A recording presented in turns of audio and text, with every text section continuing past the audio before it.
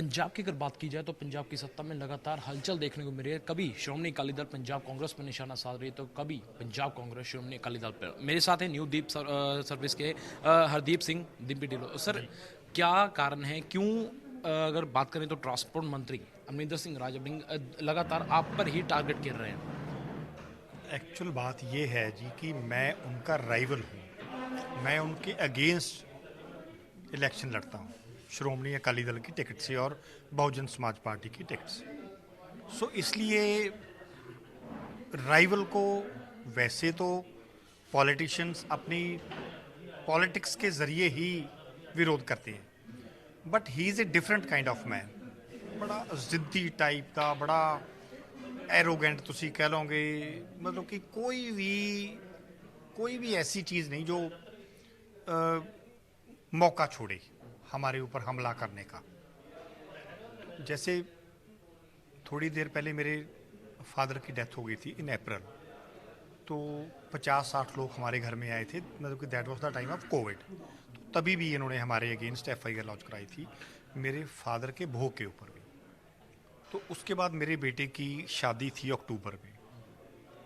तो आप बिलीव नहीं करोगे कि हम सब शादी में मशरूफ़ थे, तो तब ये मंत्री बने थे और पहला काम इन्होंने हमारी 5-7 बसें अंदर दे के हमारे को शगन दिया था। मतलब कि इतना भी सब्र नहीं है कि यार उनके कोई खुशी है या गमी है, मैं 4 दिन आगे पीछे पता नहीं बेखौफ चलते हैं, डरते नहीं भगवान से। मैं तो इस बात के हैरान हूँ कि यार तुम गलत काम करोगे तो आपके ऊपर हज़ारों लोग बैठे हैं। मानयोग पहले तो आप ही बैठे हो मीडिया वाले, फिर मानयोग हाई कोर्ट बैठे हैं, फिर मानयोग सुप्रीम कोर्ट बैठे हैं। डरती गलत पे गलत काम करके सिर्फ अपनी वाह वाह के चक्कर में कि देखो जी मैंने इनको ऐसे कर दिया, ऐसे कर दिया। क्या मिला उस इनको वहाँ पर हाई कोर्ट में इनको मुंह की खानी पड़ी। इसके अनकॉम्पिटेंट होने की वजह से जो फैसले लिए, इनकी इज्जत, इनका जो मेन एजी पटवालिया साहब, वो भी इनकी इज्जत नहीं बचा सके। देखिए उन्होंने पूरा जोर लगाया अपनी आर्गुमेंट के तहत, लेकिन इज्जत नहीं बचा पाए। हाई कोर्ट ने इनको वहाँ हाई कोर्ट में इनको मुंह की खानी पड़ी क्योंकि इनके फैसले गलत थे।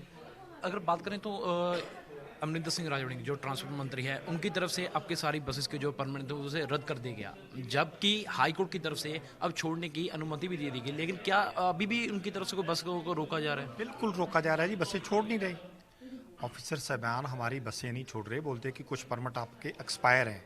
अरे भाई एक्सपायर है तो रिन्यू आप नहीं करने हैं, कर दो। It's a normal procedure. जैसे हमारा अपना ड्राइविंग लाइसेंस एक्सपायर हो जाता है, उसको दोबारा हम फीस जमा करवाते हैं, फिर रिन्यू हो जाता है। It's that type of process. तो उसको भी नहीं मानते। गिद्धरवाह की बात करें तो आप भी श्रोमणी अकाली दल से वहाँ से इलेक्शन लड़ते हो और अमरिंदर सिंह राजा भी। क्या आपको लगता है कि सियासत की आड़ में वो आप पर लगातार हमले कर रहे हैं? 100% सियासत की पावर को लेकर वेंडेटा पॉलिटिक्स कर रहे हैं, अपनी पावर को गलत यूज़ कर रहे हैं, टोटल गलत यूज़ कर रहे हैं। और वही उनके सामने आ रहा है सब कुछ। अभी क्या है, अभी तो आप आगे देखना इलेक्शन में इनका क्या हाल होता है। अब तो कुछ ही समय रह चुका है 2022 के चुनाव पर, और बात करें तो चौन जब भी लग जाएगी। लेकिन आखिर में सर, अगर बसेस को ना छोड़ा गया, मेन मुद्दा है परमिट का, परमिट रद्द भी किए गए, उसके बाद हाईकोर्ट की तरफ से बसों को छोड़ भी दिया गया, लेकिन अगर ना किया गया तो क्या किया जाएगा? फिर हाई कोर्ट का दरवाज़ा खटखटाया। देखो पहली स्टेज है आप मीडिया, आपके ज़रिए इनको मैसेज दे दिया। अगर फिर भी नहीं सुधरेंगे तो फिर हाई कोर्ट जाएंगे जी, फिर वहाँ बुलाएंगे। तो आखिर में हाई कोर्ट का आप दरवाजा खटखटाएंगे अगर ना हुआ? बिल्कुल खटकाएंगे जी, वहीं जाएंगे। और कोई रास्ता नहीं हमारे पास, और क्या करेंगे।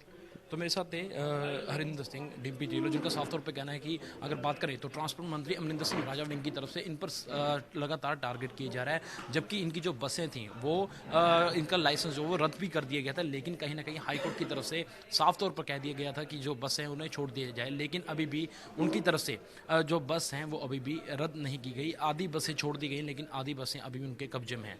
मैं हूं अभिषेक, न्यूज़ 24 चंडीगढ़।